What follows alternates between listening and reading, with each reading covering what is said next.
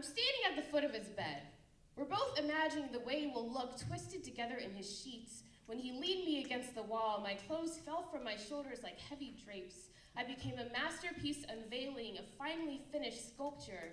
When he blinked, my shoes were by his desk, a cough, my pants at his bookshelf, a breath, my bra across the chair. Undressing feels different every time depending on the person.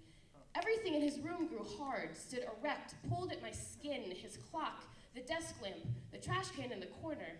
When he wrapped me in his bed sheets, I could feel the warmth in his knuckles. They echoed in my waist like hot sirens, screeching at each kiss on my collarbone. God, you're such a hot wave. You're such a prancing flame in a jar. You're such a dazzling wilderness. I could get lost in you, he said. You're such a wild snake bite. You're such a big, sexy kitty cat doll. You're such a wild splatter of paint. You're such a dark mountain, I said. I know. When he sucked on my sweat, I saw him leave me and travel back across the Atlantic.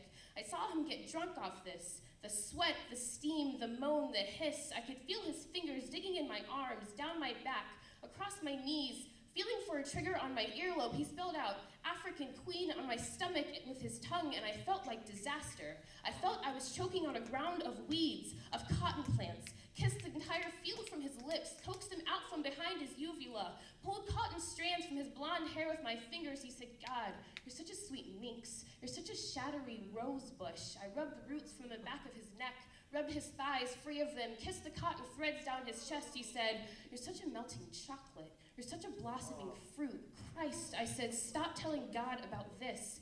You're such a burning flag, he said. You're such a mounted stallion. You're such a honeyed melon. I picked the puffs from between his legs, licked them out from their leaves. Jesus Christ, a holy hot fire off their stalks, left the field clean, a burning cross.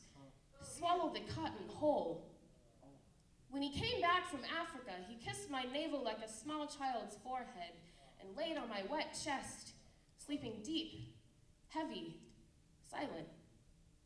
I whispered to his sleeping head just below my chin, you cannot love me like this.